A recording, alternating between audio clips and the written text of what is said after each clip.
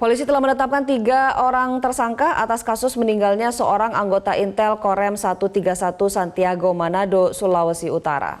Dan untuk membahasnya lebih lanjut, kita telah terhubung dengan Kabid Humas Polda Sulawesi Utara, Kombes Pol Ibrahim Tompo.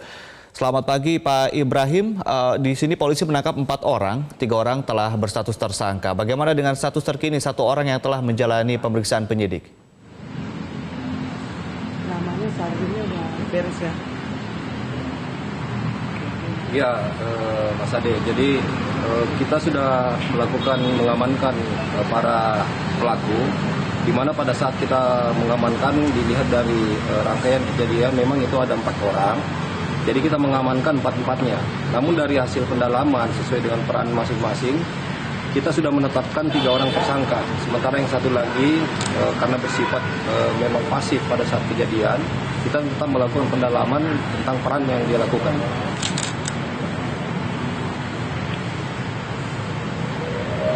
Baik Pak, ini kan kasus ini awalnya adalah salah paham sehingga berujung keributan dan kematian. Bisa dielaborasi atau diceritakan kronologinya seperti apa?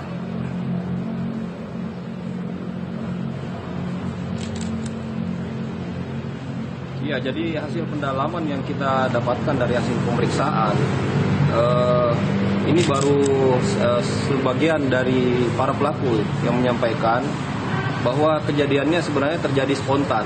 Pada saat itu yang bersangkutan cuma ditegur, ditanyakan masalah aparat, bahwa kamu aparat atau bukan. Ternyata mereka mungkin terlalu peka dengan kondisi pertanyaan tersebut, akhirnya terjadi ketersinggungan, akhirnya terjadi ngotot-ngototan, malah akhirnya berujung pada perkelahian, dan akhirnya terjadilah penganiayaan yang mengakibatkan meninggalnya korban.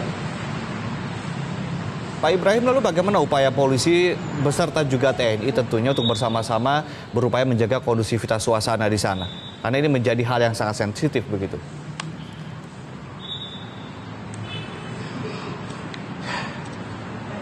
Ya, benar Bung Ade. Jadi pada saat awal kejadian, setelah kita monitor bahwa memang korbannya ini dan melibatkan TNI, kita langsung melakukan koordinasi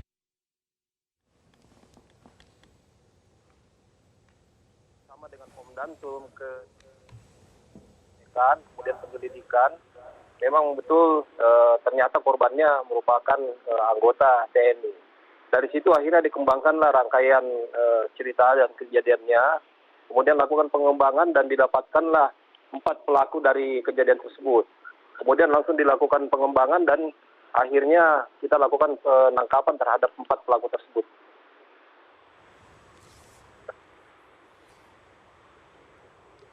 Pak Ibrahim, kasus ini sempat menjadi viral karena ada video yang di-upload begitu. Apakah ada rencana untuk mengusut dan juga menindak pelaku yang mengupload video tersebut?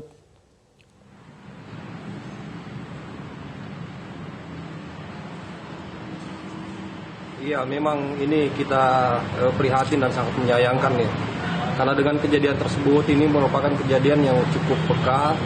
Apalagi ini terkait dengan salah satu institusi dan juga memang kepekaannya karena gambar yang dimuat atau diupload itu mengandung sadisme sehingga mengandung simpati masyarakat, mengundang simpati masyarakat dan juga perhatian masyarakat. Ini akhirnya menjadi viral.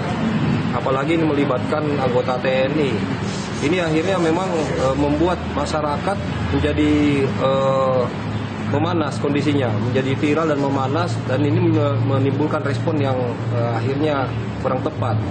Jadi kita sangat berharap dengan adanya kejadian ini, kita berharap bahwa upload dan viral yang sudah ada, kita harapkan pada masyarakat yang menguploadnya untuk menarik kembali uploadan tersebut. Karena ini juga terkait masalah kemanusiaan. Apabila memang gambar-gambar yang mengandung sadisme ini dilihat oleh keluarga, ini kan mengandung rasa prihatin dan trauma.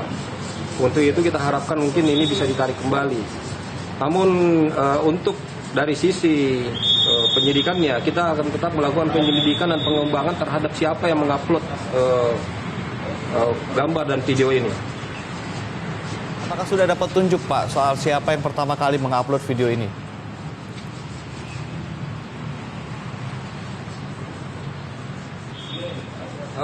Itu pasti bisa kita akan kembangkan karena dari video tersebut kita bisa tahu dari mana sumbernya, kemudian kita bisa tahu siapa akun yang mengembangkan pertama.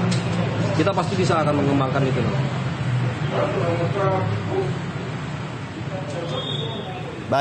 Baik Pak Ibrahim, terakhir bagaimana kemudian pihak dari Anda menghimbau kepada masyarakat, kepada anggota TNI dan juga kepada anggota Polri agar tetap menjaga kondusivitas di kawasan Sulawesi Utara, Pak?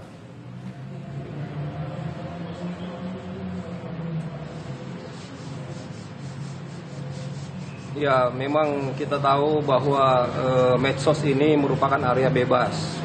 Namun setidaknya masyarakat bisa mengelola area seperti ini dengan cerdas dan bijaksana. Di mana kita bisa cerdas artinya kita bisa memahami batasan-batasan aturan untuk bisa bermedsos. Yang kedua, bijaksana artinya kita bisa memahami kondisi yang berefek terhadap upload yang dibuat tersebut. Untuk itu kita harapkan masyarakat Sulawesi Utara untuk bisa cerdas dan bijaksana untuk mengupload serta menilai suatu hasil medsos ini. Kita berharap bahwa dengan adanya kesadaran-kesadaran ini, baik kesadaran hukum maupun kesadaran etika sosial, ini bisa menciptakan rasa aman dan kondusif di wilayah Sulawesi Utara ini. Baik, Kombes Pol Ibrahim Tompo, Kabid Humas Polda Sulawesi Utara. Terima kasih banyak sudah bersama kami.